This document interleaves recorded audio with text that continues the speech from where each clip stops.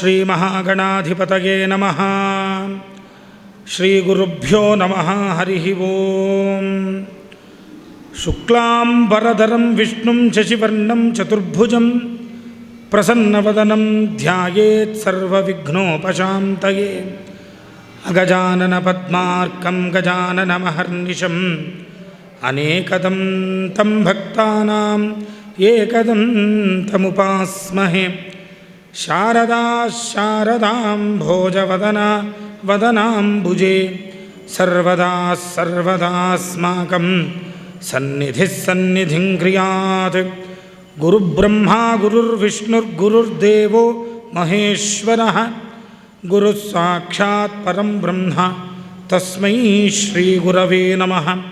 सदाशिवसमारम्भां शङ्कराचार्यमध्यमाम् अस्मदाचार्यपर्यन्तां वन्दे गुरुपरम्पराम्।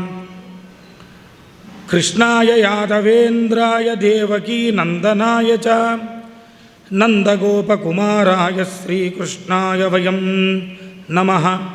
व्यासाय विष्णुरूपाय व्यासरूपाय विष्णवे नमो वै ब्रह्मनिधये वासिष्ठाय नमो नमः।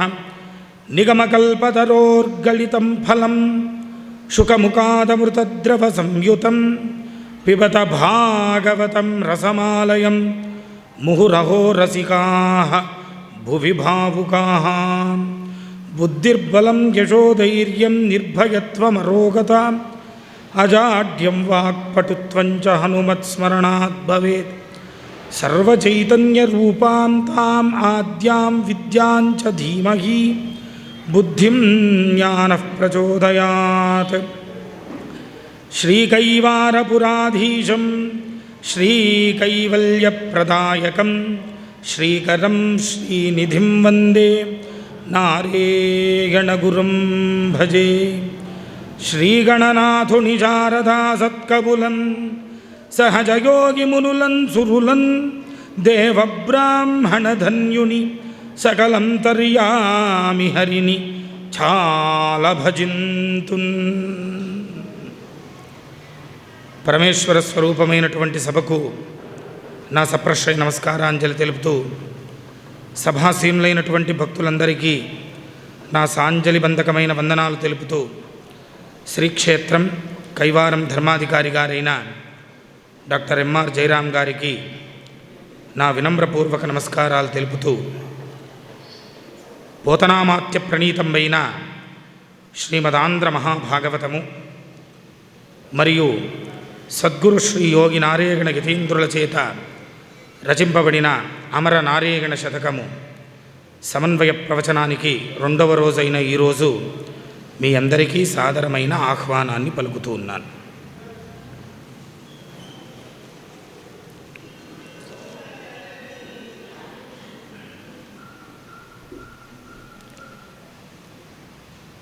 ఈ జీవి ఈరోజు కాస్త అలసిపోయాడు. కార్యక్రమాల ఒత్తిడి, దీని మధ్యలో కాస్త దేహం బడలిక తప్పింది. అయితే భాగవతం అంటే పోయిన శక్తి మళ్ళా వస్తుంది. అది భాగవత శక్తి. ఇంకా ఇంత శారీరకమైనటువంటి ఇబ్బంది వచ్చినా భాగవతం అనేటప్పటికి పోయిన జవసత్వాలన్నీ పైకి లేస్తాయి. కారణం ఆ భాగవతంలో ఉన్నటువంటి రసరమ్యమైనటువంటి భగవద్విశేషమైనటువంటి ఘట్టాలు దానికి కారణం. నిన్నటి రోజున ఉపన్యాసం చెప్పేటప్పుడు ఒక చిన్న పొరపాటు దొర్లింది. తాతగారి చేత అనుగ్రహింపబడిన రామరామ ముకుంద మాధవ అనేటువంటి మంత్రానికి 32 అక్షరాలు ఉన్నాయని చెప్పాను నేను. అది వాస్తవానికి 36 అక్షరాలు ఉన్నాయి. దాన్ని నాకు సవరణ చేసినటువంటి తలగవారం ఆనంద్ గారికి నేను కృతజ్ఞతలు చెప్తూ ఉన్నాను. అది 36 అక్షరాల మహామంత్రం. కాస్త చెప్పేటప్పుడు 36 అనబోయి 32 అన్నా. దీనివల్ల మీకేమర్థమవుతుంది అని అంటే జ్ఞానులు అని అనుకున్న వారు కూడా తప్పులు చేస్తూనే ఉంటారు అని మీరు తెలుసుకోవాలి. భగవద్మాయకు అతీతులైనటువంటి వారు ఎవరూ లేరు. శ్రీమద్భాగవతము ఒక విశేషమైనటువంటి గ్రంథం. ఎందువల్ల విశేషమైనటువంటి గ్రంథమైంది భాగవతం అంటే, కృతయుగంలో మనకు వేదాలు పుట్టాయి. అప్పటికింకా ఋగ్వేదం, యజుర్వేదం, సామవేదం, అథర్వణ వేదం అని విభాగాలు లేవు. వేదమంతా ఒక మహాపర్వతంలాగా ఉంది. భారద్వాజ మహర్షి 3 కల్పాలు వేదాధ్యయనం చేశాడట. 3 కల్పాలు. 3 కల్పాలు అనంటే సరిసుమారుగా 12 లక్షల సంవత్సరాలు. 3 కల్పాలు వేదభాగం చేసి బ్రహ్మగారిని అడిగారట, నేను 3 కల్పాలు వేదం నేర్చుకున్నానే, ఎంత నేర్చుకున్నానయ్యా, కాస్త ఏమైనా చెప్తావా అని అన్నారట. ఆ వేదం అనేటువంటి పర్వతం దగ్గరికి తీసుకెళ్ళి అక్కడ ఉన్నటువంటి మట్టి కాస్త తీసుకున్నాడట. ఏవయ్యా, ఈ మట్టంతా నేర్చుకున్నానా అన్నాడట. వెంటనే ఆ మట్టి కిందికేసి ఇట్లా ఇదిల్చాడట, కింద దుమ్ము. ఈ ఎంత దుమ్ము కింద పడిందో, ఆ దుమ్ములో చివరాఖరిది ఎంత మిగిలిందో అంతే నేర్చుకున్నావయ్యా అన్నాడట. భరద్వాజ మహర్షికి ఆశ్చర్యం ఏమైంది. ఏమయ్యా, 12 లక్షల సంవత్సరాలు కూర్చొని అనంతరతంగా వేదం నేర్చుకుంటే ఇంతేనా? ఏమి చేద్దాం నాయన, అనంతా వై వేదా, వేదములు అనంతం, దాన్ని పరిపూర్తిగా నేర్చుకోవడానికి ఎవరి వల్ల కాదు. చూడండి, అక్కడి నుండి త్రేతాయుగం వచ్చిందండి. త్రేతాయుగం వచ్చేటప్పటికి మనకు శ్రీమద్ రామాయణం వచ్చింది. వాల్మీకి మహర్షి ఆది కావ్యంగా సొగసైన ఇంపైన శైలిలో శ్రీమద్ రామాయణాన్ని, రామకథను 24,000 శ్లోకాలలో రచన చేశారండి. బాలకాండ, అయోధ్యకాండ, అరణ్యకాండ, కిష్కింధకాండ, సుందరకాండ, యుద్ధకాండ, ఉత్తరకాండ అని 7 కాండల్లో 24,000 శ్లోకాలను పెట్టి రామాయణాన్ని రచన చేశారు. ఆ శ్రీమద్ రామాయణము కుశలవల చేత శ్రీరామచంద్రుని సన్నిధానంలో పాడిచ్చాడట వాల్మీకి. అంత శ్రేష్టమైన గ్రంథం త్రేతాయుగానికి లభించింది. ద్వాపరయుగం వచ్చింది. కాస్త చూడండి, ధర్మము తగ్గే కొద్దీ గ్రంథాలు ఎక్స్పాన్షన్ బాగా పెరుగుతూ ఉంటుందన్నమాట. మహాభారతం వచ్చింది. ద్వాపరయుగం అంటే అర్థమేమి? ఆ ద్వాపరయుగంలో ధర్మం కేవలం 2 పాదాల్లో నడుస్తుంది, ఇంకా 2 పాదాలు లేవు. అందుకనే భగవంతుడు ప్రత్యక్షంగా ఉన్న భగవంతుడినే దూషించారు మన వాళ్ళు. కారణం ఏమంటారు? కలియుగం అండి. కలి ప్రభావం ద్వాపరంలో కూడా ఉంది. అక్కడ చూడండి, వేదవ్యాసుల వారు 18 పర్వాలతో మనకు మహాభారతాన్ని ఇచ్చారండి. 1,00,000 శ్లోకాలు. 1,00,000 శ్లోకాలు. ఆ 1,00,000 శ్లోకాల్లో ఏం చెప్పాడయ్యా వ్యాసుడు అన్నాడు. ధర్మం, అర్థం, కామం చెప్పాడు. ఈ 3 సక్రమంగా ఆచరిస్తే వాడికి మాత్రమే మోక్షం లభిస్తుందిరా అని అన్నారు. ద్వాపరయుగం అయింది, కలియుగం ప్రారంభమైంది. 5,000 సంవత్సరాల క్రితం సరస్వతీ నదీ తీరంలో పరితాపం చెందుతున్నటువంటి వేదవ్యాసుల వారు నారద మహర్షి అనుగ్రహం చేత ఈ భాగవతాన్ని రచన చేశారు. ఎన్ని శ్లోకాలు ఉన్నాయి ఇందులో? 18,000 శ్లోకాలు ఉన్నాయి. అంత బృహత్ గ్రంథం వేదవ్యాసుల వారు ఇచ్చారు. అందుకనే చూడండి, మనము ఎవరికి పడితే వాళ్లకు శ్రీ శ్రీ శ్రీ అని పిలుస్తూ ఉంటాం. వాస్తవానికి శాస్త్రం ఏం చెప్తుందంటే అలాగ పిలవకూడదు అందరినీ. ఆ 3 మార్లు శ్రీకారాలు ఎవరికి పెట్టారయ్యా అని అన్నారు. మొదటి శ్రీ అంటే రామాయణం, దాని పేరు చూడండి, శ్రీమద్ రామాయణం. రెండో శ్రీ అనంటే శ్రీమన్ మహాభారతం. మూడో శ్రీ అనంటే శ్రీమద్ భాగవతం. ఈ 3 గ్రంథాలను ఎవరైతే రామాయణాన్ని నాగేశభట్ట గోవిందరాజీయ వ్యాఖ్యానంతో చదువుతారో, ఎవరైతే మహాభారతాన్ని నీలకంఠ దీక్షితుని వ్యాఖ్యానంతో చదువుతారో, ఎవరైతే భాగవతాన్ని శ్రీధరస్వామి వారి యొక్క వ్యాఖ్యానంతో చదివి అర్థం చేసుకుంటారో వారికి ఈ శ్రీ శ్రీ శ్రీ అని పిలవాలట. చూడండి, మనం అందరికీ శ్రీ శ్రీ శ్రీ అనేస్తూ ఉంటాం. ఆ శ్రీకారం అంత గొప్పది, మర్యాద. కలియుగం వచ్చేటప్పటికి 18,000 శ్లోకాలతో భాగవతాన్ని రచన చేశారండి.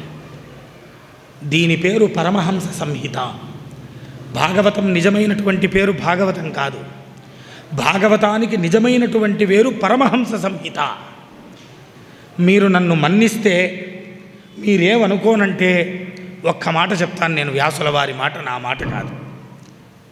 భాగవతాన్ని ముగిస్తూ వ్యాసుల వారు ఒక మాట అన్నారు, రే నాయనా, దీన్ని సామాన్యులకు అందివ్వకరా.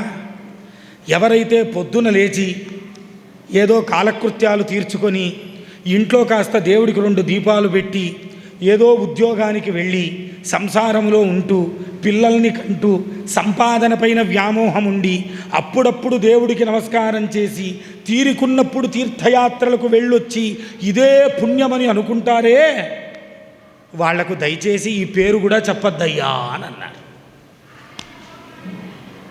అలా అని మనం చెప్పుకోకుండా ఉండడానికి అవుతుందా చెప్పండి?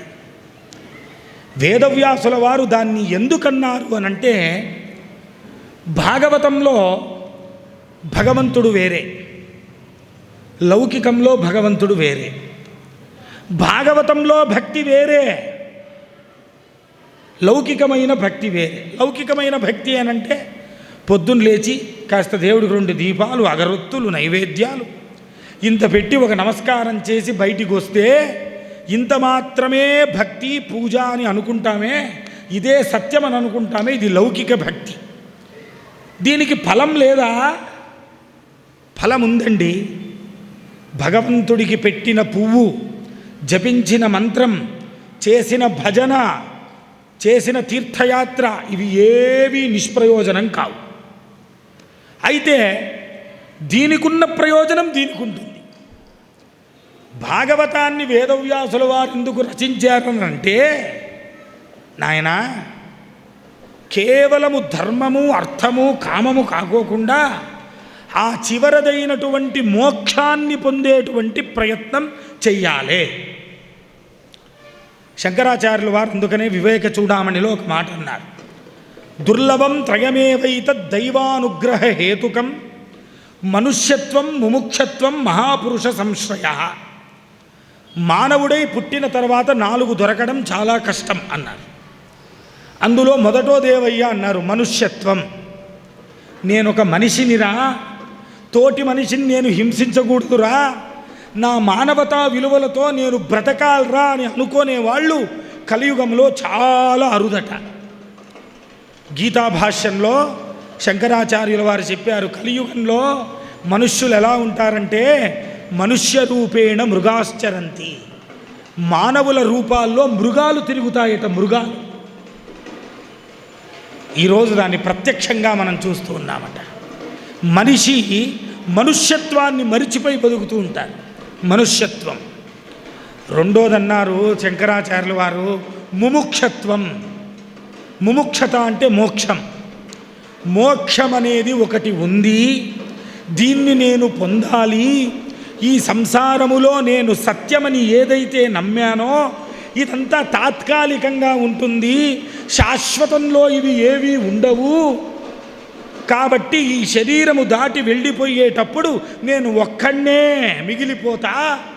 కాబట్టి ఈ దేహోన్నతికి ఏదైనా చెయ్యాలి అని అనుకోవడం ఉందే, మనుష్యులకు చాలా తక్కువట ఆ యోచన వచ్చేది.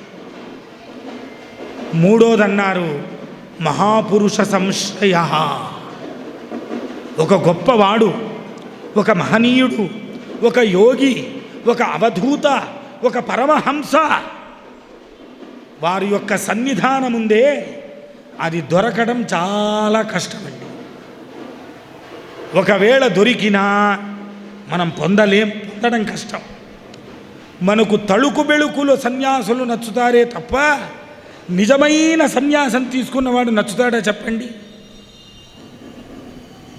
శ్రీకృష్ణ పరమాత్మ అందుకనే అన్నాడు, అభ్యాసేనతో కౌంతేయ వైరాగ్యేన చ గృహ్యతే.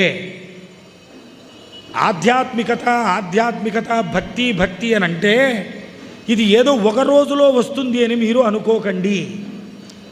ప్రతిరోజు అభ్యాసం చేయాలి. దీనితో పాటు వైరాగ్యం ఉండాలి. అభ్యాసేనతో కౌంతేయ, ప్రతిరోజు ప్రాక్టీస్ చేయాలి. వైరాగ్యేన చ గృహ్యతే, దీనితో పాటు వైరాగ్యం ఉండాలి. వైరాగ్యం అంటే అన్నీ వదిలిపెట్టడం కాదు, ఏదానికి అంటుకోకుండా ఉండడం. బాగా గుర్తుపెట్టుకోండి, అన్నీ ఎవరు ఎప్పటికీ ఎక్కడా వదల్లేరు. నేను అన్నీ వదిలేసా అని అంటే వాడు శరీరాన్ని కూడా వదిలేయాలి. అది కుదురుతుందా? కాబట్టి చూడండి, అది కాదు. వైరాగ్యం అంటే ఈ సంసారంలో ఉండాలి, నీ పని నువ్వు చెయ్యాలి, భార్య ఉండాలి, పిల్లలు ఉండాలి, దానం ఉండాలి, ధర్మం ఉండాలి, యజ్ఞం ఉండాలి, భక్తి ఉండాలి, పూజ ఉండాలి. దీనితో పాటు ఏముండాలి అని అంటే ఇవి ఏవి నాకు సంబంధించింది కాదురా, దీన్ని చేయిస్తున్నవాడు పరమాత్ముడురా, నేను నిమిత్తమాత్రంరా అనేటువంటి జ్ఞానం, వివేకం ఉండాలి. చూడండి, ఈ మూడు లభించడం చాలా అంటే చాలా కష్టమండి. భాగవతం వినాలి అని అంటే అందరికి కుదురుతుందని మీరు అనుకున్నారా? ఇది అందరికీ అర్థమవుతుందని మీరు అనుకున్నారా? అలా కాదండి. భాగవతం అంటే ఇందులో ప్రధానమైనటువంటిది భక్తి. ఆ భక్తి కూడా ఎటువంటిది? ఇది పారలౌకిక భక్తి అని భాగవతంలో పేరు. పారలౌకిక భక్తి అంటే అర్థం ఏమేనంటే భగవంతుణ్ణి కేవలం వస్తువులతో కాకోకుండా భగవంతుణ్ణి మనస్సుతో కొలవడం. భగవంతుణ్ణి మనస్సుతో కలవాలట. ఈరోజు మనం మనస్సుతో కాదు, కేవలం సంభారాలు, వస్తువులతో దేవుణ్ణి పూజ చేస్తాం. నేను 1,00,000 రూపాయలు పూలేసానండి, ఈరోజు నేనే అలంకారం చేయించానండి, ఈరోజు ప్రసాద సేవ నాదేనండి అని ఇవన్నీ చేసి దీనివల్ల ఏదో తృప్తి చెందుతూ ఉంటాం. కానీ ఇవి ఏవి జ్ఞానాన్ని ఇవ్వవు, పుణ్యాన్ని ఇస్తాయి. శ్రీకృష్ణ పరమాత్మ అర్జునుడిని అడిగి చెప్పాడు. అందుకని ఏమయ్యా, నేను ఇంత యజ్ఞం, దానం, తపస్సు చేస్తే నాకు పుణ్యం వస్తుంది కదా, ఇంకా జ్ఞానం ఎందుకు అని అడిగాడు. రే నాయనా, నీకు పుణ్యం వస్తుంది, పుణ్యం వల్ల ఏమొస్తుంది? స్వర్గలోకం వస్తుంది. బాగా జ్ఞాపకం పెట్టుకోండి, స్వర్గలోకం అంటే మనకన్నా ఉత్తమ లోకము అంతే తప్ప ఉన్నత లోకం కాదు. మనకన్నా ఉత్తమ లోకం అంతే. ఉత్తమ లోకం అంటే మీరు ఇక్కడ ఏదో చెక్క మంచం వేసుకొని పడుకున్నారు, పుణ్యం చేశారు, స్వర్గంలో బంగారు మంచం వేస్తారు. ఇక్కడ కుర్లాన్ బెడ్ పైన పడుకున్నారు, అక్కడ బాగా బంగారు తీగలతో నేసినటువంటి పరుపు వేస్తారు. ఇక్కడ ఇస్తరాకులో తట్టలో ఏదో తిన్నాం, అక్కడ బంగారు తట్ట వేస్తారు, అక్కడ కూడా పప్పన్నమే. కాబట్టి మీరు గమనించండి, స్వర్గం అంటే ఉత్తమ లోకం తప్ప ఉన్నత లోకం కాదు. మీరు ఇక్కడ చేసిందే అక్కడ లభిస్తుందండి. ఎన్ని రోజులు లభిస్తుంది? బ్యాంకులో అకౌంట్ ఉన్నంత వరకు లభిస్తుంది. అయిపోయిందిరా, డిపాజిట్ అంతా ఖాళీ అయ్యింది అనుకోండి, ఒక తన్ను దంతారు అక్కడి నుంచి. ఆ తన్నిన తన్ను మీరు ఎక్కడ వెళ్ళి పడతారో మీకు తెలియదు. మళ్ళీ ఏ కోతె, కుక్క, పందె ఎక్కడ పుడతారండి? చెప్పలేం. కాబట్టి పుణ్యము వల్ల ఏదో వచ్చేస్తుందని అనుకోకండి, జ్ఞానము వల్ల వస్తుందండి. భాగవతము మనకిచ్చేటువంటి జ్ఞానం ఏమి అనంటే, నాయనా, మోక్షము అనేటువంటిది చనిపోయిన తర్వాత రాదు, నువ్వు ఉన్నప్పుడు వస్తుంది. నీ తృప్తిలో ఉంది, నీ దయలో ఉంది, సర్వసంగ పరిత్యాగంలో ఉంది మోక్షం అంటే. నువ్వు ఎంత కట్టుకుంటూ పోతావో అన్ని జన్మలు ఖాయమని గుర్తుపెట్టుకో. ఎంత వదులుకుంటూ పోతావో అన్ని జన్మలు నీకు లేవు అని గుర్తుపెట్టుకో. భాగవతం అందుకనే పరమ వైరాగ్యయుక్తమైనటువంటి గ్రంథం. దీంట్లో నిజమైనటువంటి భక్తి కనబడుతుంది మనకు. నిజమైనటువంటి భక్తి అనంటే ఏమి స్వామి, నిజమైన భక్తి అబద్ధమైన భక్తి అని ఈ భక్తులు ఉంటాయా అంటే కాదు. నిజమైన భక్తి అనంటే జాతి గుణ విశేష ధర్మ చిత్తంబులున్ అంచితముగ ఏ విధగలక సంచిత ప్రారబ్ధంబులు వెనకన్నూకి చిత్తంబు శ్రీహరిచరణారవిందముల చేర్చిన భక్తి అది భాగవత భక్తి అన్నారు. ఈ భాగవత భక్తి ఉందే, దానికి గుణము లేదు, జాతి లేదు, ఏ విశేషం లేదు, పెద్దవాళ్ళు లేదు, చిన్నవాళ్ళు లేదు, జ్ఞాని లేదు, అజ్ఞాని లేదు, ధర్మం లేదు, అధర్మం లేదు, ఏమీ లేదండి. నిజమైనటువంటి నమ్మకంతో పరమాత్ముణ్ణి పట్టుకున్నదే భక్తి. ఒక ఊర్లో ఒక అజ్ఞాని ఉండేవాడట పాపం. వాడు గొడ్డులు కాసుకునేవాడు. ఎప్పుడు గొడ్డులు కాసుకుంటూ సాయంత్రం అవగానే స్నానం చేసి దేవస్థానానికి వెళ్ళేవాడు. వాడు అనక్షరస్తుడు, ఒక అక్షరం కూడా రాదు. అయితే వాడు దేవస్థానంలో కూర్చొని ఏదో ఒక 15 నిమిషాలు గొణిగేవాడట. ఊరికే ఏదో అమ్మమ్మమ్మని గొణిగేవాడట. ఈ లోపల ఉన్న అర్చకులు ఉన్నారే, ప్రతిరోజు చూసేవాడు, ఏంటి వీడు గొణుగుతున్నాడు, ఏంటి వీడు గొణుగుతున్నాడు. ఇలాగ 1 నెల, 2 నెలలు, 3 నెలలు అయ్యింది. వీడు ఏమి ఇలా గొణుగుతున్నాడు, వీడికి ఒక అక్షరం రాదు, నోరు తిరగదు, భగవన్నామం ఉచ్చరించలేడు, కానీ వీడు 15 నిమిషాలు ఏదో చెప్తున్నాడు అని అంటే వీడు ఏం చెప్తున్నాడో కనుక్కోవాలరా అని అర్చకులు వచ్చారు. రే నాయన, ప్రతిరోజు చూస్తున్నా నెలల తరబడి, నీకేం రాదని నాకు తెలుసు, భగవన్నామం ఉచ్చరించడానికి కూడా రాదని నాకు బాగా తెలుసు, నువ్వు అనక్షరస్తుడివి, విద్య లేనివాడివి, కానీ ఏదో గొణుగుతూ ఉన్నావే, ఏం గొణుగుతున్నావు కాస్త చెప్తావా అని అన్నారు. స్వామి, మీ దగ్గర దాపరికం ఏం స్వామి, నేనేం చెప్పడంలే, ఈ ఊరు కంకంగంగన్యం చంచంజంజన్యం టంటన్ ఢంఢన్నం తం తం ధన్ధన్నం పం పం భం భమ్మం యం రం లం వం శం శం సం హం లం క్షం అని అంటూ ఉన్నాను అన్నాడు. వారిని దుంపదేగా, ఇది ఏం మంత్రం రా స్వామి, మీరేమనుకోకపోతే ఒక మాట చెప్తా. మీరనుకునేటువంటి దేవతా స్తోత్రాలు, మీరనుకునేటువంటి మంత్రాలు, మీరనుకునేటువంటి వేద తత్వాలు ఇవన్నీ కూడా ఈ 54 అక్షరాల్లోనే ఉంటాయి కదా. ఈ 54 అక్షరాలు దాటి ఏవీ లేవు కదా. ఒకవేళ ఉంటే దీంట్లోనే ఉండాలి కదా. అందుకనే నాకేమి రాదు, పరమాత్మ నాకు ఆలు మాత్రమే వస్తాయి, దీంట్లోనే ఈ మంత్రాలు స్తోత్రాలు అన్నీ ఉంటాయి కదా, కాబట్టి ఆ అక్షరాలేవో నీవే జోడించుకో అని నేను ప్రార్థన చేస్తూ ఉన్నాను అన్నాడు. వాడికి ముక్తి ఇచ్చాడండి పరమాత్మ. భగవంతుడు అనుగ్రహం చేసేసాడు, మోక్షం ఇచ్చాడు వాడికి. ఎందుకు ఇచ్చాడు? వాడికి నిజమైనటువంటి భక్తి, చిత్తములో విశ్వాసం ఉందండి. కనకదాసుల వారు వ్యాసరాయుల దగ్గరికి వెళ్తే, స్వామి నాకేమన్నా మంత్రోపదేశం చేస్తారా చెప్పండి అని అన్నారు. అరే నాయన, నువ్వు గొప్పవాడివని నాకు తెలుసురా, కానీ కొన్ని కట్టపాళ్ళు ఉన్నాయి, నీకు నేనేం మంత్రం ఇవ్వగలనురా. అలాగా స్వామి, మీరు గొప్పవాళ్ళు, ఏవైనా మంత్రం ఇవ్వండి అని ప్రతిరోజు వ్యాసరాయల వారిని విసిగిచ్చేవారట కనకదాసు. ఒకరోజు వ్యాసరాయల వారికి చికాకు వచ్చి, కోపం వచ్చి, ఒక మంత్రం ఉందిరా, దున్నపోత మంత్రం చేసుకోపో అన్నాడు.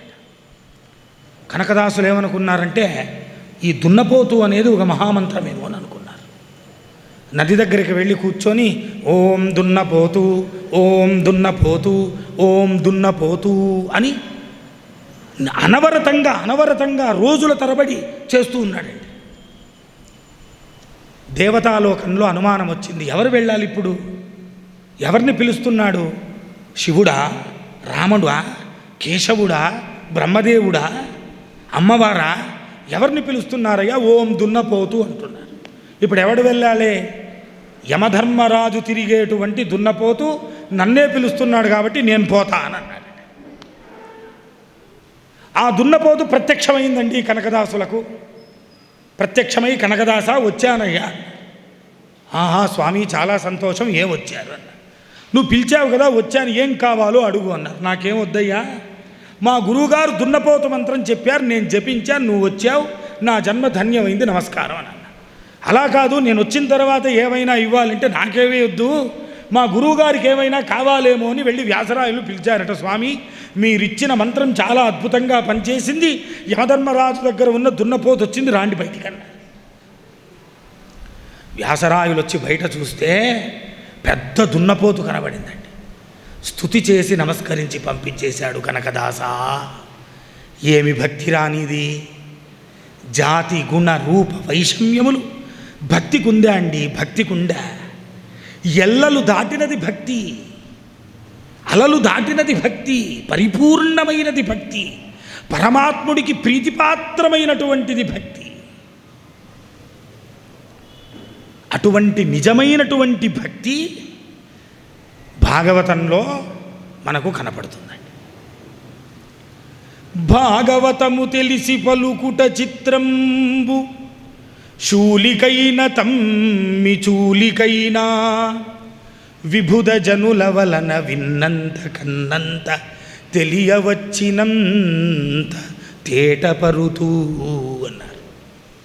పోతన్న గారే ఆ మాట అంటే చెప్పేవాళ్ళం మనం ఎంతటి వాళ్ళని జ్ఞాపకం పెట్టుకోండి. భాగవతాన్ని చెప్పాలి అని అంటే బ్రహ్మదేవుడి వల్ల కాదట, శివుడి వల్ల కాదట, ఎవరి వల్ల కాదట, బృహస్పతి వల్ల కాదట.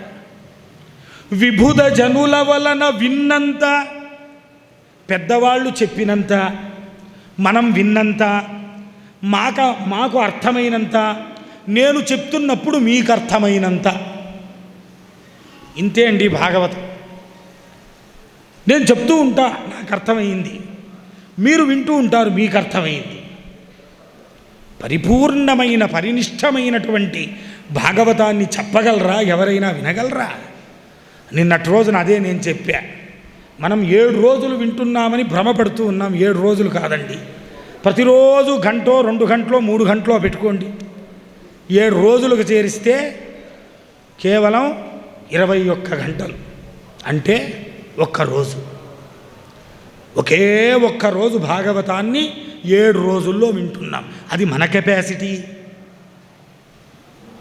శుకయోగి చెప్పాడు, పరీక్షిత్ రాజేంద్రుడు విన్నాడు. పగలు లేదు, రాత్రి లేదు, చెప్పాడట పరీక్షిత్ రాజేంద్రుడికి. శుకయోగి, రే నాయనా, నేను సామాన్యంగా ఎక్కడా ఉండనురా, కృష్ణ పరమాత్మ చెప్పాడు కాబట్టి నీ దగ్గరికి వచ్చా, 7 రోజులుంటా, నువ్వు మరల మాట్లాడకూడదేమి, మాట్లాడితే అది భగవద్విషమై ఉండాలి. నేను నిలపను, నేను చెప్తూనే ఉంటా, నువ్వు వినడం ఆపకూడదు. ఒకవేళ నువ్వు వినడం ఆపితే దానికి నేను బాధ్యుణ్ణి కాను. లేదు స్వామి, లేదయ్యా, ఆ భాగవతాన్ని నాకు చెప్పవయ్యా అని 7 పగళ్ళు 7 రాత్రుళ్ళు పరీక్షిత్ రాజేంద్రుడు అంత పరినిష్టమైనటువంటి భక్తితో ఆ భాగవతాన్ని విన్నాడు కాబట్టే తనకు మోక్షము శతసిద్ధమైంది. అటువంటి మోక్ష ప్రధానమైనటువంటి భాగవతం, అందులో ఉన్నటువంటి విషయం ఏమి అనంటే భగవంతుని యొక్క సంపూర్ణమైనటువంటి అవతారముల యొక్క వివరణ. ఆ భగవంతుడు అవతారములు పొందేదానికి ఆ భక్తులు పడినటువంటి తాపత్రయం, ఇవి 2 భాగవతంలో కనపడుతుందండి. ముఖ్యంగా మత్స్యకూర్మ వరాహ నారసింహ వామన రామ రాఘవ అని ఏదో 10 అవతారాలు మనం చెప్పుకుంటాం. కానీ భాగవతంలో 21 అవతారాలు ఉన్నాయి. కౌమార సర్గను ఆశ్రయించి సనత్కుమార అవతారంగా స్వామివారి మొట్టమొదటి అవతారం, 2వ అవతారం నారదావతారం, యజ్ఞవరాహ అవతారం, 3వ అవతారం నారదావతారం, 4వ అవతారం నరనారాయణావతారం, 5వ అవతారం కపిలావతారం, 6వ అవతారం దత్తాత్రేయావతారం, 7వ అవతారం పృథుచక్రవర్తి అవతారం, 8వ అవతారం వృషభానునవతారం, 9వ అవతారం యజ్ఞావతారం, 10 మత్స్యావతారం, 11 కూర్మావతారం, 12 ధన్వంతరి, 13 మోహిని, 14 నారసింహావతారం, 15 వామనావతారం, 16 వేదవ్యాసావతారం, 17 పరశురామావతారం, 18 రామావతారం, 19 కృష్ణావతారం, 20 బుద్ధావతారం, 21 కల్కి అవతారం. ఈ 21 అవతారాలు భాగవతంలో మనకు కనబడుతుందండి. ఇవి కాక ఇంకా విశేషమైనటువంటి కొన్ని అవతారాలు ఉన్నాయి. గజేంద్ర మోక్షంలో మొసలి చేత పీడింపబడినటువంటి ఆ గజేంద్రుణ్ణి ఆ భగవంతుడు నారాయణుడు వచ్చి రక్షణ చేస్తే ఆ అవతారానికి శ్రీహరి అవతారం అని పేరు. హయగ్రీవావతారం ఉంది మత్స్యావతారంలో అంతర్భాగంగా. హంసావతారం ఉంది. ఈరోజు మన కథా విశేషం, మన కథాఘట్టం ఈ హంసావతారం. ఈ హంసావతారం భాగవతంలో 11వ స్కందంలో కనబడుతుందండి. 11వ స్కందంలో ఉద్ధవుడు శ్రీకృష్ణుడి కోసరం తాపత్రయం పడుతూ ఊరూరు దేశం దేశం తిరుగుతూ ఉంటాడు. ఈ ఉద్ధవుడున్నాడే కృష్ణుడికి చాలా ఆప్తమిత్రుడు, పెద్ద భక్తుడు. ఈ ఉద్ధవుడు తిరుగుతూ ఉంటే ఒకరోజు అవతార పరిసమాప్తం చెయ్యడానికి ముందు శ్రీకృష్ణ భగవానుడు ఉద్ధవుణ్ణి అనుగ్రహించి దర్శనమిచ్చాడట. నమస్కరించి ప్రార్థన చేశాడు. స్వామి, నీ యొక్క అనుగ్రహం చేత నేను పునీతుణ్ణయ్యాను. నాకు నీ వల్ల అనేకమైనటువంటి విషయాలు తెలుసుకోవాలని ఉంది అని అంటే భగవంతుడు శ్రీకృష్ణ పరమాత్మ ఆ ఉద్ధవుడి దగ్గర కూర్చుని 12 రోజులు తనకు విశేషమైనటువంటి జ్ఞానోపదేశాన్ని చేశాడు. ఆ జ్ఞానోపదేశం వింటూ వింటూ ఉద్ధవుడు కృష్ణ పరమాత్ముణ్ణి ఒక మాట అడిగాడు.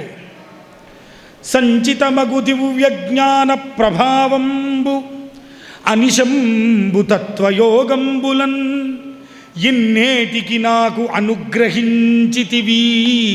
పూర్వము ఈ విజ్ఞానంబు ఎవరికైనన్ తలుపు నేర్పక నేర్పితివా. పరంధామా నాకు వివరంబుగా తెల్పవే. స్వామి, నాకు ఇంత విశేషమైనటువంటి జ్ఞానాన్ని నువ్వు ఇచ్చావే, ఈ జ్ఞానాన్ని నాకు నువ్వు ఇప్పుడు ఇస్తూ ఉన్నావా? లేకపోతే పూర్వం ఈ జ్ఞానాన్ని ఎవరికైనా నువ్వు చెప్పావా? చెప్పి ఉంటే వాళ్ళెవరు? ఆ విన్నటువంటి వాళ్ళు ఎవరు? ఆ మహనీయుల గురించి తెలుసుకోవాలనుంది, కాస్త నాకు చెబుతావా అని అడిగితే కృష్ణ పరమాత్మ సమాధానం చెప్పాడండి. పూర్వం ఈ సమస్తమైనటువంటి భూబ్రహ్మాండమంతా జలమయమైందండి. మహాప్రళయంలో సమస్తమంతా సర్వం జలమయం. ఆ జలములో యోగ నిద్రలో పడుకొని ఉంటాడు పరంధాముడు మహావిష్ణు. ఆ యోగ నిద్రలో పడుకొని ఉంటే ఆ యోగ నిద్ర కొన్ని కోట్ల సంవత్సరాలు స్వామివారు చేస్తారు. ఆ యోగ నిద్ర ప్రభావం నుండి ఆ మహావిష్ణువు యొక్క నాభి నుండి ఒక తామర పువ్వు పుట్టింది. ఆ తామర పువ్వు 1,00,000 సంవత్సరాల తర్వాత వికసించింది. ఆ వికసించినటువంటి తామర పువ్వులో బ్రహ్మగారు పుట్టారండి. 5 తలకాయలతో పుట్టాడు. మళ్ళా శివుడికి అపచారం చేస్తే ఆ 5వ తల నరికేస్తే అప్పటి నుండి చతుర్ముఖ బ్రహ్మ అయ్యాడు. 5 తలలతో బ్రహ్మదేవుడు పుట్టాడు. అంతా కళ్ళు తెరిచి చూశాడండి. అంతా చీకటి, అంతా చీకటి, అంతా చీకటి. భయం వేసిందట బ్రహ్మగారికి.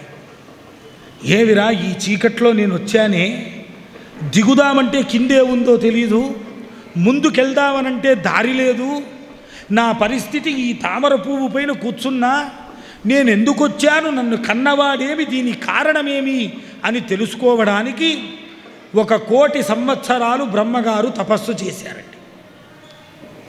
తపస్సు అనంటే తప్యయతే ఇది తపః, శరీరాన్ని తపింపజేయడం, కృషింపజేయడం తపస్సు అంటే. కలియుగంలో అది చాలా కష్టం. కలియుగంలో అంటూ ఉంటారు, నేను తపస్సు చేశా, తపస్సు చేశా. తపస్సు చేశా అంటే 3 పూట్లు తిన్నాడు బాగా అని అర్థం. అది తపస్సు అంటే. అది కాదు తపస్సు అంటే. మనం ఏమనుకుంటామనంటే, చూడండి, మన వాళ్ళు కాశీకో అక్కడో ఇక్కడో వెళితే ఏదన్నా వదిలిపెట్టండి, అక్కడ ఏదన్నా వదిలిపెట్టండి అని అంటూ ఉంటారు సామాన్యంగా. గయలో ఆ వటవృక్ష తీరంలో పితృశ్రాద్ధం చేస్తే ఏవైనా వదిలిపెట్టండి అని అన్నారు. స్వామి ఏవైనా వదిలిపెట్టచ్చా అన్నారు. నీకు ఇష్టమైంది ఏదైనా వదిలిపెట్టరా అన్నారు. నాకు నా భార్య అంటే చాలా ఇష్టం అని అన్నాడట. రే నాయనా, నీ భార్య కాదురా, ఒక పండు, ఒక కాయి, అటువంటిది ఏదైనా వదిలిపెట్టరా అంటే లక్ష్మణ ఫలం వదిలిపెడతానండి అన్నాడట. ఆ లక్ష్మణ ఫలం ఇక్కడెక్కడ దొరుకుతుంది మనకు? ఏదో హరిద్వార్ ఆ ప్రాంతాల్లో దొరుకుతుంది. అంటే వదిలిపెట్టడంలో కూడా ఎలా వదిలిపెడతామనంటే, మనకు దొరకంది, మనకు నిజంగా ఇష్టము లేనిది, మనము తిన్నదాన్ని మనం వదిలిపెడతామండి. అది కాదు వదిలిపెట్టడం, కామక్రోధాలు వదిలిపెట్టాలి. పవిత్ర క్షేత్రాలకు వెళ్ళొచ్చిన తర్వాత మనలో రావాల్సినటువంటి మార్పు ఏమి అనంటే, నాలో ఎంత కోపం తగ్గింది, నాలో ఎంత కామం తగ్గింది, నాలో ఎంత ఇతరులపైన ద్వేషం తగ్గింది, నా చారిత్రం, నా క్యారెక్టరైజేషన్ ఎంత శుద్ధంగా ఉంది. వీటిపైన ఎప్పుడైతే మక్కువ వస్తుందో అప్పుడు మనం చేసినటువంటి తీర్థయాత్రల పుణ్యం వస్తాయండి. ఆ తీర్థయాత్రలకు వెళ్ళినా మన దృష్టి ప్రసాదం పైన ఉంటుంది. ఆ ప్రసాదం పైన ఉన్నా దీంట్లో ఉప్పు లేదు, స్వీటు లేదు, బెల్లం లేదు, నెయ్యి లేదు, అక్కడ కూడా ఇదే గొడవే. దైవ దర్శనానికి పోయినా మన గొడవ మందే. ఇక భగవద్ అనుగ్రహం మనకు ఎలా కలుగుతుందండి? చూడండి, భగవద్ అనుగ్రహం కలగాలి అనంటే తపించాలట. తపించాలి అనంటే బాగా ఎసట్లో బియ్యం పోస్తే కింద మంట ఉంటే అన్నం అవుతుందండి. ఒక కొత్త కోడలు వచ్చింది ఇంటికి, పాపం వంట చేయడానికి రాదు. పుస్తకం తెచ్చుకుంది, అన్నం చేయడం ఎలా అన్న.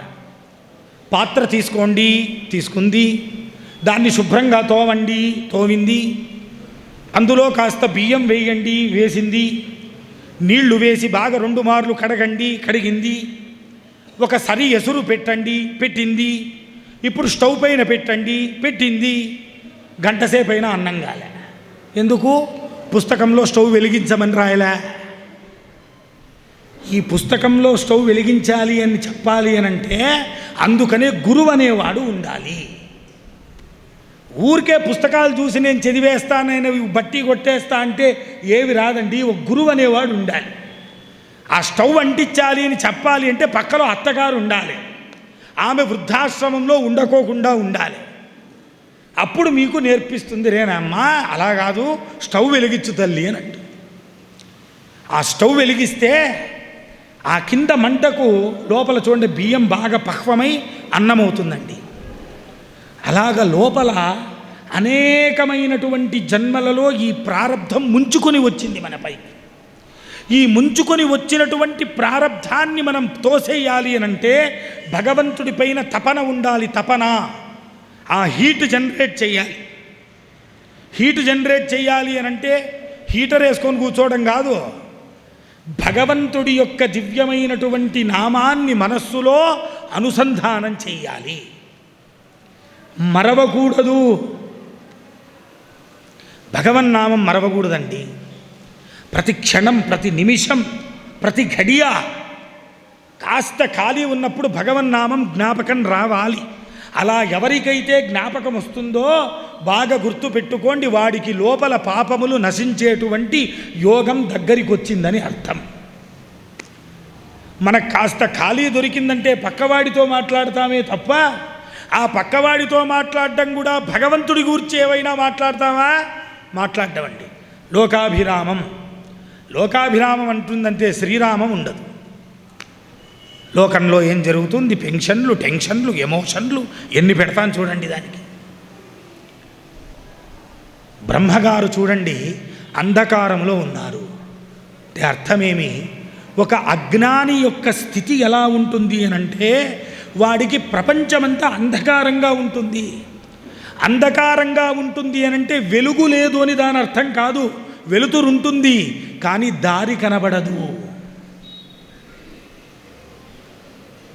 ఇప్పుడు బ్రహ్మగారికి అటువంటి స్థితి కలిగితే నేను ఏం చెయ్యాలి అన్నాడు. ఇప్పుడు ఎవరిని పిలవాలి? మనకైనా అదృష్టం ఏదైనా కష్టం వచ్చిందంటే పక్కలో ఒక పెద్దవాడు ఎవరైనా ఉండి రే నాయనా భగవన్నామం చెప్పరా అని చెప్పడానికి ఉన్నాడు. పాపం బ్రహ్మగారికి అనుకూలం లేదండి. ఇప్పుడు ఏం చెయ్యాలి? అటువంటి సమయంలోనే బ్రహ్మగారు మౌనాన్ని ఆశ్రయించారు. ఈ కథలో కీలకమేమి అనంటే మౌనం. మాట్లాడుకోకుండా సైలెంట్ అయిపోయారు. నేను ఏవేవో యోచన చేస్తూ ఉన్నా, ఎన్ని యోచనలు చేస్తూ ఉన్నా నాకు పరిష్కారం లభించలేదు. లభించలేనప్పుడు ఏం చెయ్యాలి? మౌనంగా ఉండాలి.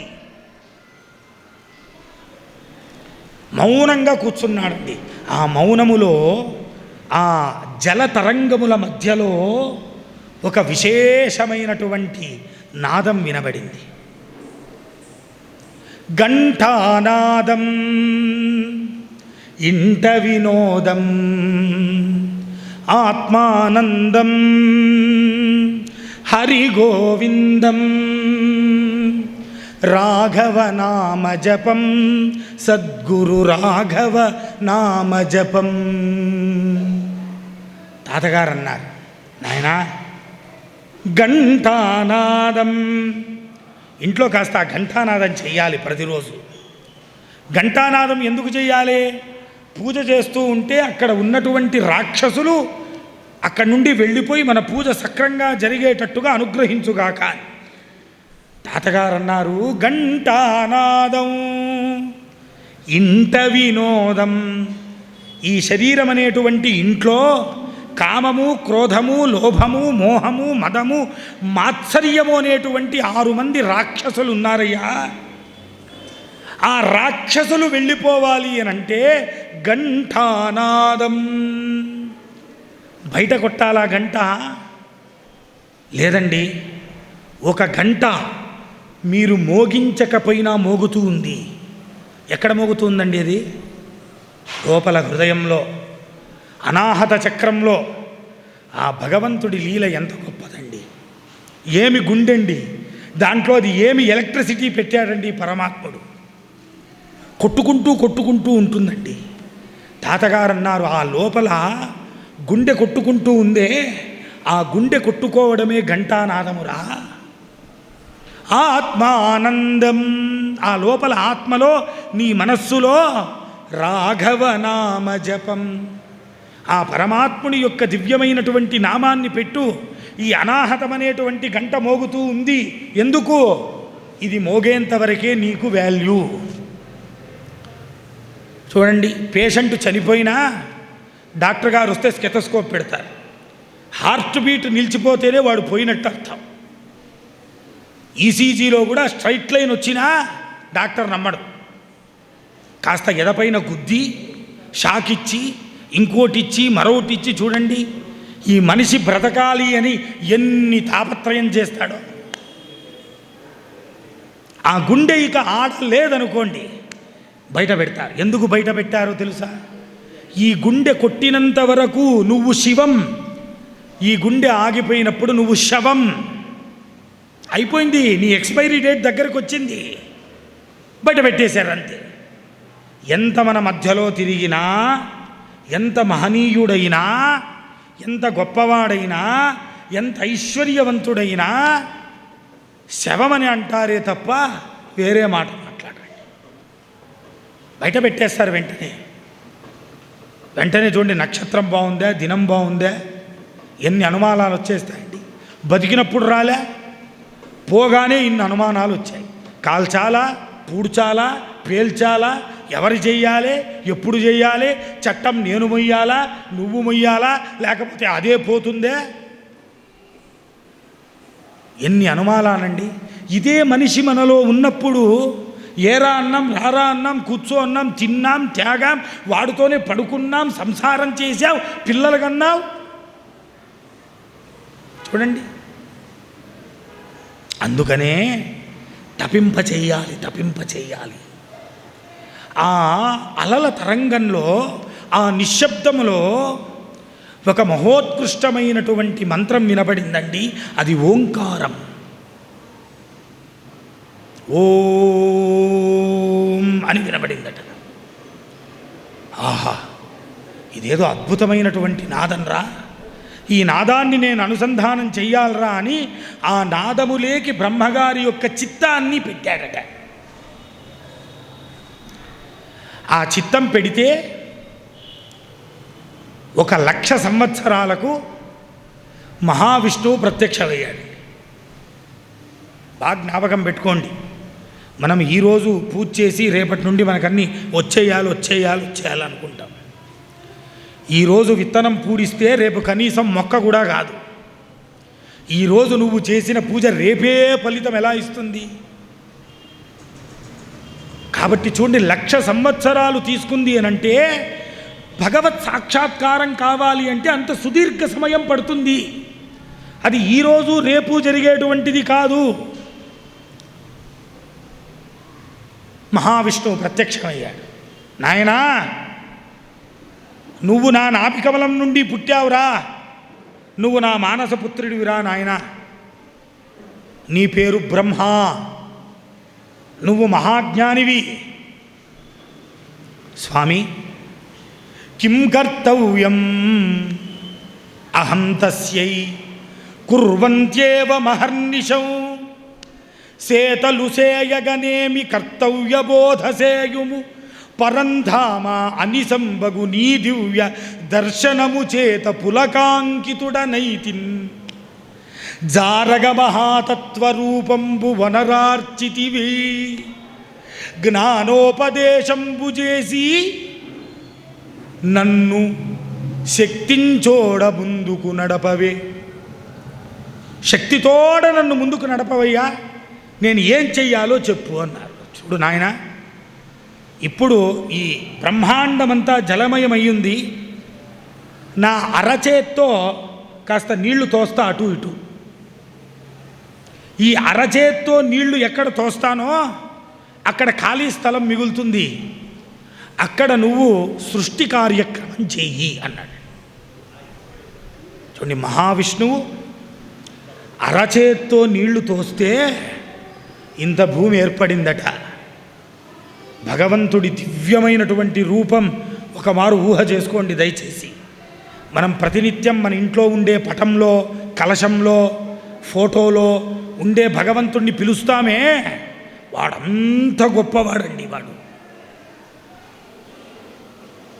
పరమాత్మ, నీ ఆదేశాన్ని నేను తప్పకుండా పాలిస్తా అని చెప్పి వెంటనే బ్రహ్మగారు 4 వేదములను గ్రహించి ఆ వేదముల్ని చదివి దీని చేత నేను సృష్టిని చెయ్యాలి అని సంకల్పం చేసి వేదములు చదివి చదివి చదివి అలిసిపోయాడట బ్రహ్మగారు. అలా అలిసిపోయి కాస్త ఆ తాడపత్రాలు అక్కడ పెట్టి అట్లా వెనక్కి వాలి హా అని 2 మార్లు ఆవలించాడట. మొదటోసారి ఆవలిస్తే అందులో 4 పుట్టారండి, పిల్లవాళ్ళు. 2వ మారు ఆవలిస్తే జృంభమాణస్య బ్రహ్మణ జాంబవాన్ సమజాయతే, జాంబవంతుడు పుట్టాడు. చూడండి, జాంబవంతుడు ఎప్పుడు వాడు? అప్పటివాడు, రామాయణ కాలం కాదండి, ద్వాపర యుగం వరకు ఉన్నాడు. ఎందుకు? కృష్ణుడితో కుస్తీ చేయడానికి. ఈ 4 మంది చిన్న పిల్లవాళ్ళు పుట్టారు. బ్రహ్మగారు సంతోషించారు. రే నాయనా, చాలా అద్భుతంగా ఉన్నారా, మీకు నేను సృష్టి కార్యక్రమాన్ని ఒప్పజెప్తూ ఉన్నా. నేను కొన్ని విత్తనాలు జల్లుతా భూమిపైన, ఆ విత్తనాలు మొక్కై వృక్షమై ఫలమవుతుంది. ఆ ఫలాన్ని ఆస్వాదించి కామోద్దీపనం చేత మీరు సృష్టిని ప్రజాతంతు చెయ్యండి, అంటే పిల్లలను కంటూ ముందుకు వెళ్ళండి అన్నారు. ఆ పిల్లలు అన్నారట, స్వామి మమ్మల్ని ఏవో పుట్టించావు, ఈ డ్యూటీ ఎందుకయ్యా మాకు, నిన్ను ఎవడు పుట్టించమన్నాడు మమ్మల్ని? ఈ యొక్క సంసార తాపత్రయాలు, ఈ సంతానం, ఇంకోటి మరొకటి వ్యవహారం నాకు అక్కర్లేదు. అక్కర్లేదా? అదేంటయ్యా అక్కర్లేదంటూ ఉన్నామంటే, వద్దయ్యా నాకు అక్కర్లేదయ్యా. బ్రహ్మగారు చాలా నచ్చ చెప్పారు. ఎంత నచ్చ చెప్పినా ఈ పిల్లవాళ్ళు వినలే.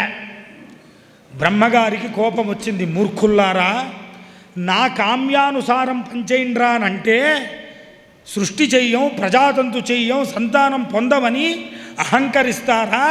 5 ఏళ్ల పిల్లవాళ్లాగే ఉండండి జీవితాంతం అని శాపం పెట్టాడు. వాళ్ళన్నారు, నాన్నగారు మీరిచ్చింది శాపం కాదండి, ఇది వరం. ఎప్పుడు 5 సంవత్సరాల్లోనే ఉంటామనంటే ఎన్ని అనుకూలాలు చూడండి. భగవంతుణ్ణి ప్రార్థన చేసి పొందడానికి ఇంతకన్నా మంచి యోగం ఇంకొకటి లేదయ్యా, మేము దీన్ని ఆనందంగా స్వీకరిస్తున్నామని అన్నారు. వాళ్ళే సనక, సనందన, సనత్కుమార, సనత్సుజాతుడు. ఈ సనత్కుమారుడే తదనంతర కాలంలో సుబ్రహ్మణ్య స్వామిగా అవతారం పొందాడు. ధృతరాష్ట్రుడికి జ్ఞానోపదేశం చెయ్యాలి అని అంటే మహాభారతంలో విదురుడు ప్రార్థన చేస్తే సనత్సుజాతుడిచ్చి జ్ఞానోపదేశం చేస్తాడు. అటువంటి చిన్న పిల్లలు నిరంతరం కౌపీనం కట్టుకొని 5 సంవత్సరాల పిల్లలండి. సనక, సనందన, సనత్కుమార, సనత్సుజాత. చూడండి, వాళ్ళు ముల్లోకాలు తిరుగుతూ ఉంటారట. ఎక్కడ వెళ్ళినా వాళ్లకు ఇబ్బంది లేదు. వాళ్ళు ఒకరోజు బ్రహ్మగారిని ఒక మాట అడిగారు. నాన్న, ఈ జన్మంటే ఏమి, ఈ కర్మంటే ఏమి, ఇది ఎందుకు వచ్చింది, దీనివల్ల పొందేటువంటి ప్రయోజనం ఏమి అని.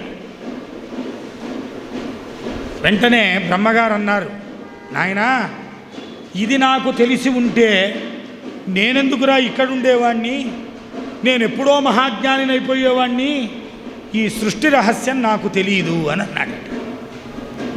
వెంటనే ఈ సనక సనందులు తాపత్రయం పడుతూ ఉంటే, నివ్వారగవగ రాజహంస దరికింగే తెంచి జ్ఞానోపదేశార్థమై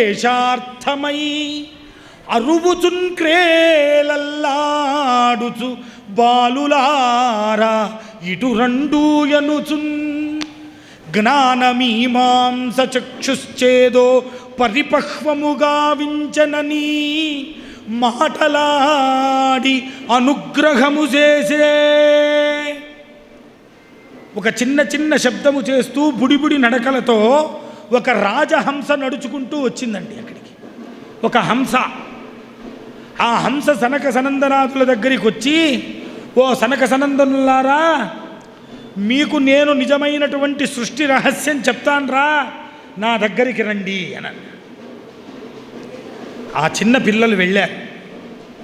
వెంటనే ఆ హంస పలికిందట, ఆయన ఒక్కటి జ్ఞాపకం పెట్టుకో, ఈ ప్రపంచానికి, ఈ సృష్టికి, నీకు, సమస్తమైన లోకాలకు మూలమైనటువంటిది మనస్సు. మనస్సు చేతే సృష్టి జరుగుతూ ఉంది. మనయేవ మనుష్యాణం కారణం బద్ధమోక్షయో. తాతగారన్నారు, మనసులో పుట్టు మాయ వికారముల్ మనసులో పుట్టు మత్సరంబు, మనసులో పుట్టు మగవులపై ప్రేమ, మనసులో పుట్టు మదగర్వ మృగము, మనసులో పుట్టు మాన నిరోగాలు, మనసులో పుట్టు ధనధాన్యకాంక్ష,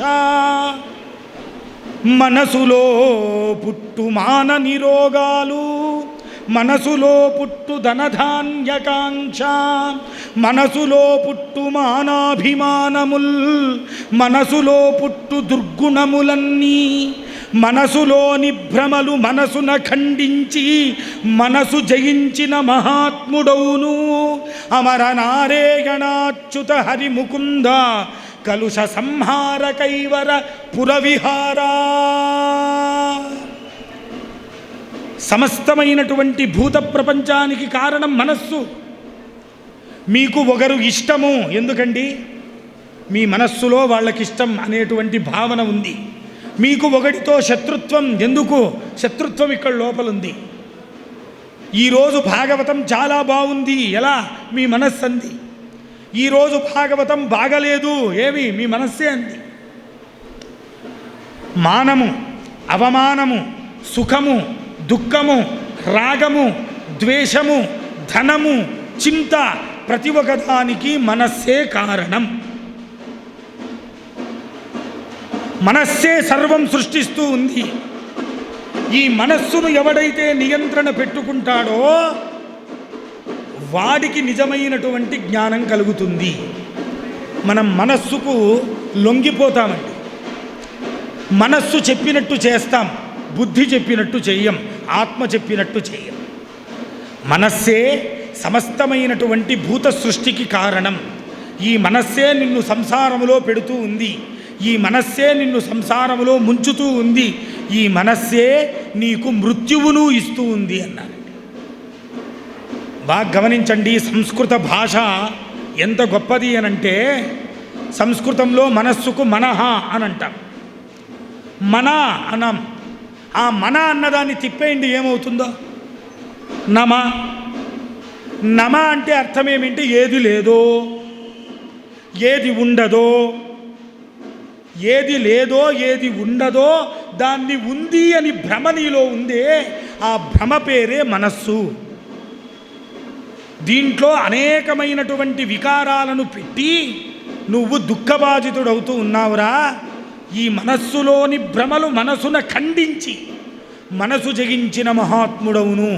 మనస్సులో ఉన్నటువంటి భ్రమలను మనస్సులోనే ఖండింపచేసి ఎవడైతే ముందుకు వెళతాడో వాడికి నిజమైనటువంటి జ్ఞానం కలుగుతుంది. ఎందుకు? జగత్తంతా 3 గుణములతో ఉంది. సత్వగుణం, రజోగుణం, తమోగుణం. ఈ 3 గుణముల చేత ప్రపంచమంతా ఆవరించింది. ఈ 3 గుణములలోనే ప్రపంచమంతా లీనమైపోతుంది. ఈ 3 గుణముల చేతనే పంచభూతాలు వచ్చాయి. ఈ పంచభూతాల చేతే జ్ఞానేంద్రియములు, కర్మేంద్రియములన్నీ వచ్చాయి.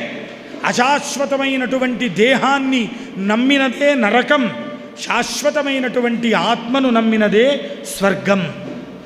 ఈ దేహాన్ని నమ్ముకుంటామండి, రేపు ఉంటాం, ఎల్లుండి ఉంటాం, ఇంకో 10 సంవత్సరాల తర్వాత ఉంటాం అనేటువంటి భ్రమలో ఉంటాం. ఎందుకు? మనకు దేహాభిమానం ఉంది. అయితే మనకు తెలియని విచారం ఏమి అనంటే, ఈ దేహము తాత్కాలికంగా ఉంటుంది. మీరు ఒక్కటి బాగా గమనించండి. మీకు లౌకికమైన చిన్న ఉదాహరణ చెప్తా. ఒక రాకెట్ వెళ్తుందండి శాటిలైట్ని తీసుకెళ్ళి, ఎక్కడ? శ్రీహరికోటలో. ఆ రాకెట్లో శాటిలైట్ ఉంటుంది.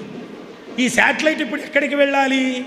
పైన ఉండేటువంటి ఒక కక్ష, ఒక ఆర్బిట్, అక్కడికి వెళ్ళాలి. దాన్ని తీసుకెళ్ళాలి అంటే ఏం తీసుకెళ్ళాలి? ఈ రాకెట్ తీసుకెళ్ళాలి. ఈ రాకెట్ పైకి పోతుంది.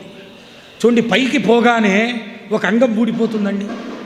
ఇంకాస్త పైకి పోతానే ఇంకో అంగం ఊడిపోతుందండి. ఇంకాస్త పైకి పోతానే ఇంకో అంగం ఊడిపోతుందండి. చివరికి ఆ కక్షలేకి చేరేటప్పటికీ సమస్తమైనటువంటి అంగాలు వెళ్ళిపోయి ఈ శాటిలైట్ మాత్రమే ఆ కక్షలో ఎలా చేరుతుందో, ఈ శరీరం అనేటువంటి రాకెట్ని ఉపయోగించి లోపల ఉన్నటువంటి ఆత్మను పరమాత్ముడిలోకి చేర్చడానికే ఈ జన్మ వచ్చింది, వేరే విషయాలకు కాదు. అనేటువంటి జ్ఞానాన్ని తదేక చిత్తంతో ఆ హంసరూపములో ఉన్నటువంటి నారాయణుడు ఆ మహావిష్ణువు బోధన చేశాడు. ఈ సనక సనందనాదులకు జ్ఞానోదయం కలిగింది. హంస అంటే అర్థమేమో తెలుసా? హంస అంటే పక్షి అని కాదు. సంస్కృతంలో విశేషం తిప్పండి, సహా అహం. హంస అంటే అర్థమేమి అంటే వేరుగా ఉన్నది. సహా అహం అంటే అది నేనుగా ఉన్నది. ఈ ప్రపంచములో ఉన్నదే నీలో ఉంది, నీలో ఉన్నదే ప్రపంచములో ఉంది. నీలో లేనిది జగత్తులో లేదు, జగత్తులో లేనిది నీలో కూడా లేదు.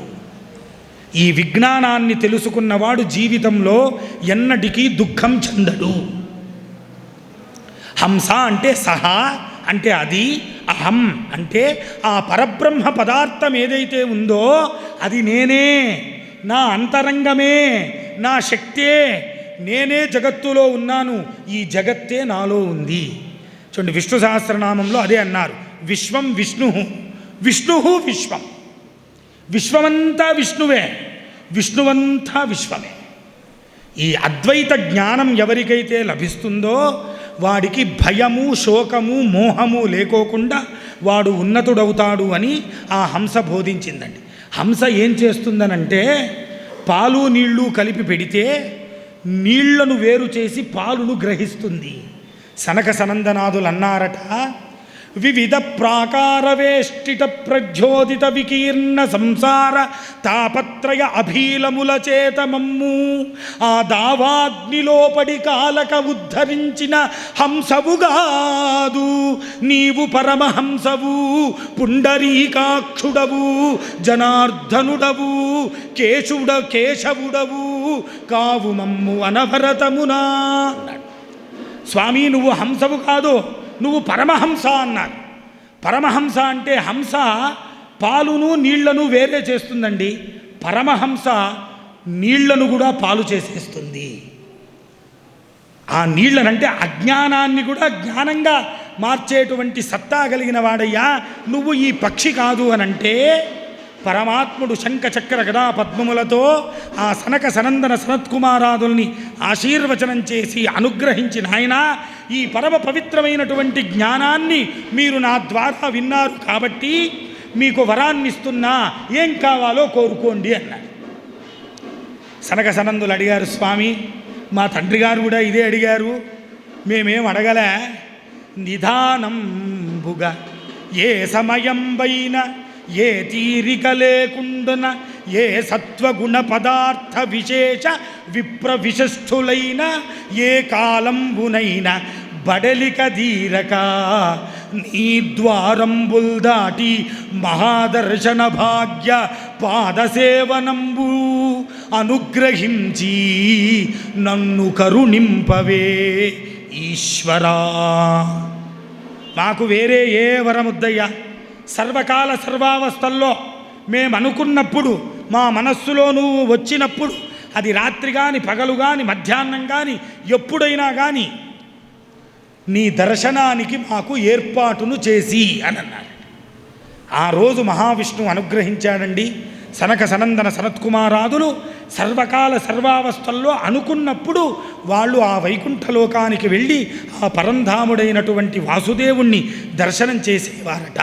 దీనికి కారణమేమి అనంటే ఆ హంస ఉపదేశం చేసినటువంటి జ్ఞానము. ఆ జ్ఞానము చేత ఎప్పుడు దేహాభిమానం పాయనో వాడికి ఆ భగవత్తత్వం తెలిసింది అని శ్రీకృష్ణ పరమాత్మ ఉద్ధవుడికి చెప్పాడు. ఇదే కథను వ్యాసుదేవుడు తన కొడుకైనటువంటి శుకయోగికి, ఆ శుకయోగి పరీక్షిత్ రాజేంద్రుడికి, తద్వారా శౌనకాది మహామునులకు సూత పురాణికుడు ఈ కథా విశేషాన్ని చెప్పాడు. ఈ హంసోత్పత్తి, హంసావతారం ఎవరైతే భక్తి శ్రద్ధలతో వింటారో వాళ్ళల్లో ఉన్నటువంటి అజ్ఞానం నశించి పరిపూర్ణ పరినిష్టమైనటువంటి భగవద్భక్తి జ్ఞాన వైరాగ్యం కలుగుతుంది అని దీని ఫలశ్రుతి రాశారు. ఈ పరమాత్ముని యొక్క అనుగ్రహం మీకు పరిపూర్ణంగా ఉండుగాక అని ఆ భగవంతుణ్ణి ప్రార్థన చేస్తూ ఈరోజు చేసినటువంటి ఈ కథా సన్నివేశం చేత ఆ భగవద్ అనుగ్రహం మీకు కలగాలి. ఇటువంటి దివ్యమైన మహత్తరమైన కథలు ఆ పుస్తకాల్లో ఉన్నాయండి. నేను ఎప్పుడూ చెప్తూ ఉంటా, జీవితంలో ఎన్నో బరువులు మోస్తూ ఉంటారు, దానివల్ల పాపం కట్టుకుంటూ ఉంటారు. ఈ భాగవతం అనేటువంటి గ్రంథం అనేటువంటి బరువు మీ ఇంట్లో మోసుకొని వెళ్ళి పెట్టండి, అనేకమైనటువంటి బరువులు మోసే పని మీకు తప్పుతుందండి. అంత గొప్ప గ్రంథం శ్రీమద్ భాగవతం. ప్రతిరోజు తాతగారి పద్యాలు చెప్తూ ఉన్నా. అమర నారాయణ శతకం చాలా గొప్ప గ్రంథం, తాతగారి రచన. ఆ గ్రంథాలు కూడా మీకు లభిస్తూ ఉన్నాయి. దయచేసి వాటిని విక్రయం చేయండి, తీసుకోండి. మీ ఇంట్లో పెట్టి పసుపు కుంకం పెట్టకండి. ప్రతిరోజు ఆ పుస్తకాన్ని తీసి ఒక కథ అయినా చదివి తద్వారా భక్తి జ్ఞాన వైరాగ్యాన్ని పొందండి అని చెప్తూ, రేపటి రోజున ఇంకో మహోత్కృష్టమైనటువంటి కథతో ఇదే స్థానంలో మనమందరం కలుసుకుందామని చెప్తూ ఈ ఉపన్యాసాన్ని సద్గురువులైనటువంటి యోగి నారాయణ యతీంద్రుల చరణార విందములకు సమర్పణ చేస్తూ ఈ ఉపన్యాసాన్ని ఇంతటితో ఉపసంహరిస్తూ ఉన్నాను. హర నమః పార్వతీపతయే. ఇందిరారమణ గోవింద.